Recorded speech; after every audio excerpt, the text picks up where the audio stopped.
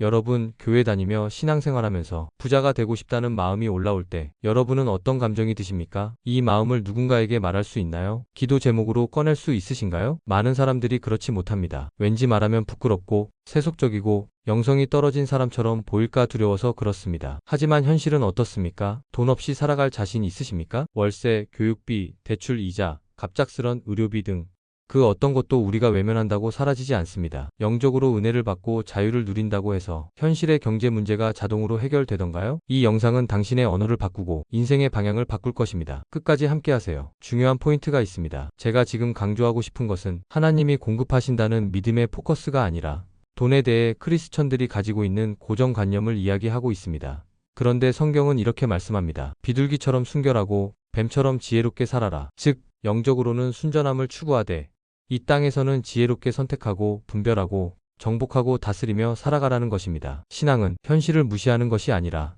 현실을 다스리는 것입니다. 부를 추구하는 것을 회피하거나 부끄러워하는 것이 거룩이 아닙니다. 오히려 하나님이 주신 현실 세계에서 지혜롭게 다스리고 누리는 것이 성경적 영성입니다. 돈 걱정에 사로잡힐 때마다 기도하며 초월하려고 애를 쓰기도 합니다. 기도해도 소용없다는 뜻이 아닙니다. 당연히 기도해야 합니다. 단지 기도가 마음의 근심을 잠시 잊고자 하는 것에 멈춰 있고 부자가 되고 싶은 마음을 억제하고 있는 상태라면 우리는 어떻게 해야 하는 것입니까? 주님은 아무 솔루션도 주지 않으시면서 그저 염려하지 말라고만 요구하시는 분이 아닙니다. 하나님은 이미 우리에게 모든 해결책을 주셨습니다. 그 해결책을 발견하고 그 말씀을 현실에 적용하는 지혜가 우리에게 필요한 것입니다. 그리고 부자가 된다면 최소한의 돈 걱정에서는 해방됩니다. 오히려 이런 고민을 하게 되겠지요. 이번 달엔 누구를 도울까? 어디에 재정을 흘려보낼까? 하나님께 어떤 기쁨의 씨앗을 심을까를 고민하게 됩니다. 그게 더 영적인 삶입니다. 재정은 급한데 부자가 되고 싶다고 기도하면 영성이 떨어진 사람 같고, 그렇다면 우리는 이러지도 저러지도 못한 채 신앙과 현실 사이에서 계속 표류할 수밖에 없습니다. 하지만 성경은 이 질문에 대해 놀라울 만큼 분명한 답을 가지고 있습니다. 이제 다시 처음 질문으로 돌아갑니다. 부자가 되고 싶은 마음, 죄입니까?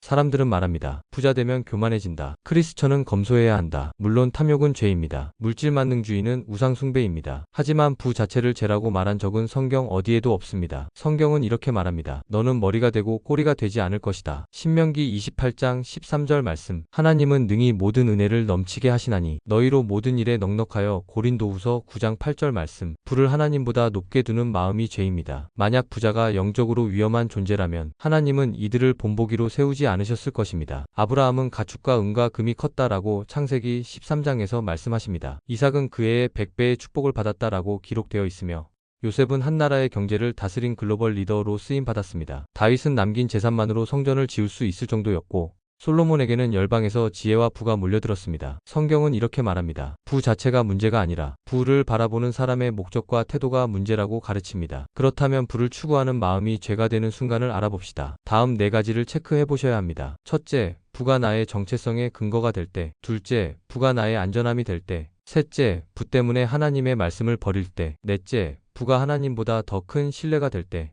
즉, 죄는 부가 아니라 부를 하나님 자리에 놓는 마음입니다. 그렇다면 하나님은 누구에게 부를 맡기실까요? 성경은 말합니다. 작은 일에 충성한 사람에게 큰 것을 맡기신다. 하나님은 욕심에 이끌리는 사람에게 부를 맡기지 않습니다. 하나님은 다음과 같은 사람에게 부를 맡기십니다. 부의 목적을 아는 사람, 흘려보낼 줄 아는 사람, 정직한 사람, 깨끗한 사람, 하나님 나라를 위해 쓰려는 사람, 이런 사람에게 부는 시험이 아니라 사명이 됩니다. 여러분, 우리는 세속적인 부자가 아니라 선한 부자로 부름받았습니다. 믿으십니까?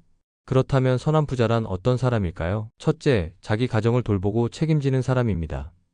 선한 부자는 먼저 하나님이 맡기신 가정과 필요를 책임 있게 채우는 사람입니다. 이것은 성경이 명령한 기본입니다. 누구든지 자기 집을 돌아보지 아니하면 믿음을 배반한 자요, 불신자보다 악하다. 디모데전서 5장 8절 말씀. 부는 그 책임을 감당할 수 있는 자에게 주어지는 하나님의 자원입니다. 둘째, 돈의 주인이 하나님이심을 고백하는 사람입니다. 선한 부자는 돈을 자기 것이라고 생각하지 않습니다. 하나님이 주권자이시고 나는 청지기일 뿐이라는 사실을 인정합니다. 그래서 돈을 사용할 때 먼저 주님께 묻는 습관을 가진 사람입니다. 이 돈을 어디에 두기를 원하십니까? 지금 이 사람을 돕는 것이 주님의 뜻입니까? 제가 해야 할 순종은 무엇입니까? 라고 묻는 사람입니다. 셋째, 무분별한 나눔이 아니라 하나님의 뜻에 맞는 나눔을 하는 사람입니다. 여러분, 선한 부자는 그저 무조건 많이 나누는 사람이 아닙니다. 그것은 도덕적 선행은 될 수 있어도 하나님 뜻과 전혀 맞지 않을 수 있습니다. 왜냐하면 어떤 사람은 하나님이 재정을 통해 연단하는 중일 수 있습니다. 그 과정에서 훈련이 끝나야 할 사람이 있는데 내가 불쌍해서 선한 사람으로 보이고 싶어서 인지상정으로 돕는다면 그것은 선행이 아니라 하나님의 일을 방해하는 육신적 개입이 될 수도 있습니다. 그래서 선한 부자는 섣부른 감정이 아니라 하나님의 마음을 듣고 난 후 움직입니다. 이것이 영적 분별력입니다. 네 번째, 하나님과의 친밀함을 오래 배운 사람입니다. 선한 부자는 돈보다 먼저 하나님을 사랑하는 사람입니다. 오랜 시간 하나님과 동행하면서 하나님의 마음을 배우고 하나님의 음성에 민감해지고 재정을 맡기기 적합한 그릇으로 빚어진 사람입니다. 이런 사람에게 하나님은 자원을 맡기십니다. 왜냐하면 흘러갈 곳을 아시기 때문입니다. 다섯 번째, 겸손히 하나님 나라를 위해 흘려보내는 사람입니다. 선한 부자는 자기를 드러내기 위해 나누지 않습니다. 인간적인 선행으로 감동을 주려 하지 않습니다. 겸손히 조용히 하나님의 뜻이 있는 곳에 하나님이 주신 물질을 흘려보내는 사람입니다. 그 물질은 한 사람을 살리고 가정을 세우고 교회를 돕고 하나님의 나라를 확장하는 통로가 됩니다. 이러하기에 선한 부자는 하루아침에 되어지지 않습니다. 겸손과 하나님 경외함과 나눔과 섬김이 삶의 기준이 되고 습관이 되어 있는 사람이 선한 부자의 출발선입니다. 하나님은 이 땅에 이런 부자가 더 많아지기를 원하십니다. 돈에 휘둘리는 부자 말고 돈을 통해 하나님의 뜻을 이루는 부자, 세상에서 성공하고 끝나는 부자 말고 하늘의 뜻과 연결된 부자, 그저 부자가 아니라 하나님이 맡길 수 있는 선한 부자 말입니다. 그리고 오늘 하나님은 그 부르심을 여러분에게 하고 계십니다. 같이 기도하시겠습니다. 주님, 우리 마음에 있는 부에 대한 잘못된 프레임을 허물어 주십시오. 부 자체를 두려워하게 만든 종교적 오해를 깨뜨려 주십시오. 우리에게 부의 목적을 알게 하시고 선한 부자로 살 수 있는 그릇을 준비하게 하옵소서. 그리고 믿음으로 선포합니다. 나는 하나님이 맡기시는 부를 감당할 수 있는 사람입니다. 나는 흘려보내는 사람입니다. 나는 목적 있는 부자입니다. 하나님이 주시는 축복은 나에게서 멈추지 않고 흘러갑니다. 주님, 저를 선한 부자로 세워주소서. 예수님 이름으로 기도드립니다. 아멘. 부자 되길 바라는 모든 크리스천에게 드리는 시리즈 2편에서는 부자가 천국에 들어가는 것보다 낙타가 바늘구멍에 들어가는 것이 더 쉽다는 주제를 가지고 말씀을 나누며 더 자유함으로 나아가는 시간을 가지길 바랍니다. 구독과 좋아요를 눌러주셔서 말씀과 선포 채널 사역에 함께 동역해 주시고 사랑하는 사람들에게 링크 공유해 주셔서 축복의 통로가 되어 주세요.